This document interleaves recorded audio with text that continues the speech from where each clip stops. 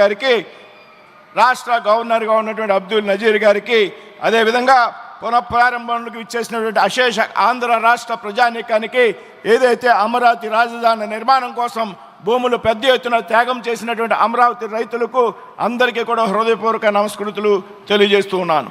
10 సంవత్సరాల క్రితం ప్రారంభమైనటువంటి అభివృద్ధి పనులు 5 సంవత్సరాల క్రితం అర్ధాంతంగా స్తంభించిపోయినటువంటి పరిస్థితుల్లో రాష్ట్రంలో రాజధాని లేనటువంటి రాష్ట్రంగా ఆంధ్రప్రదేశ్ మిగిలిపోయినటువంటి సందర్భంలో ఎన్డీఏ ప్రభుత్వం రాష్ట్రంలో కేంద్రంలో అధికారంలోకి వచ్చిన సందర్భంలో పెద్ద ఎత్తున ఆంధ్రప్రదేశ్ రాష్ట్రంలో ఈవేళ అభివృద్ధి పనులకు శ్రీకారం చుట్టడం జరిగింది అనేటువంటి విషయాన్ని ఈ సందర్భంగా ప్రస్తావిస్తున్నాను మిత్రులారా.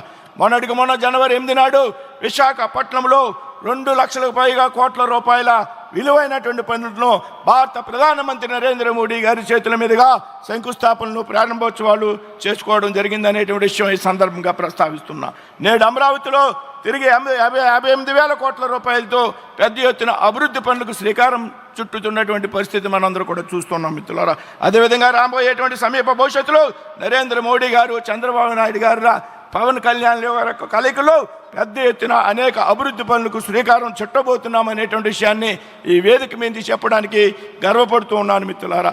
రాజధాని నిర్మాణానికి పెద్ద ఎత్తున నిధులు కేటాయించడంతో పాటు రాష్ట్రంలో రైల్వే రంగంలో 74,000 కోట్లు పెట్టుబడులు పెట్టి అమరావతిని దేశంలోని ప్రధాన నగరాలకు అనుసంధానం చేయడం కోసం దాదాపు 2,245 కోట్ల రూపాయలతో నూతన రైల్వే లైను నిర్మాణం, అదేవిధంగా విశాఖపట్నంలో రైల్వే జోను ఏర్పాటు, ఇది నరేంద్ర మోడీ గారు, చంద్రబాబు నాయుడు గారి యొక్క సంకల్పం కారణంగా సాధ్యమైందనేటువంటి విషయాన్ని సందర్భంగా ప్రస్తావిస్తున్నాను మిత్రులారా.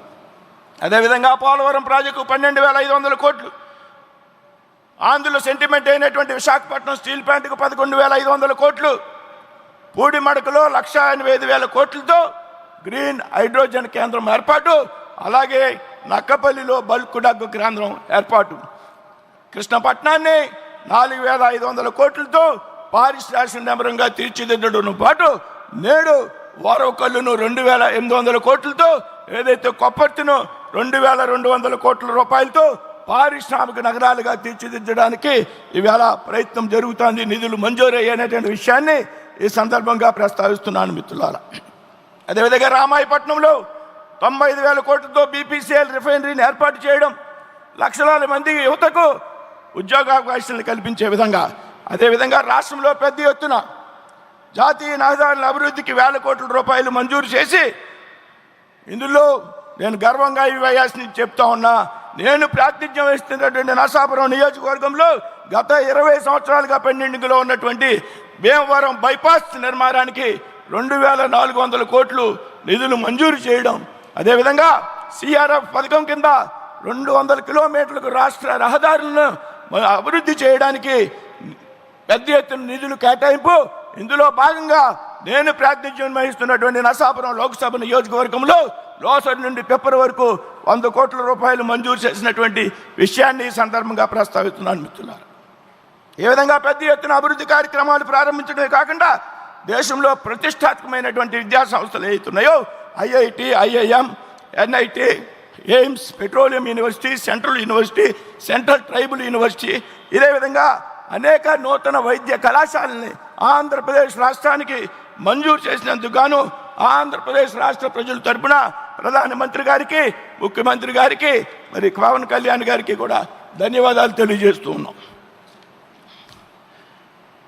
Honorable Prime Minister Narendra Modi ji, back then, with your support, ArcelorMittal has set up one of the finest steel plant in Hazira, Gujarat. Driven by your encouragement, today with the initiation of our Chief Minister Nara Chandrababu Naidu and Lokesh Garu, ArcelorMittal is setting up one of the largest greenfield investment project at Rajayapeta.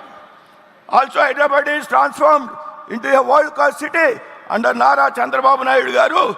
Today, with the joint efforts of yourself, Chandrababu Naidu Garu and Pawan Kalyan Garu, the people of Andhra Pradesh strongly believe that Andhra Pradesh will be emerge in an economic powerhouse and Amravati will be developed as one of the best capital cities in the country.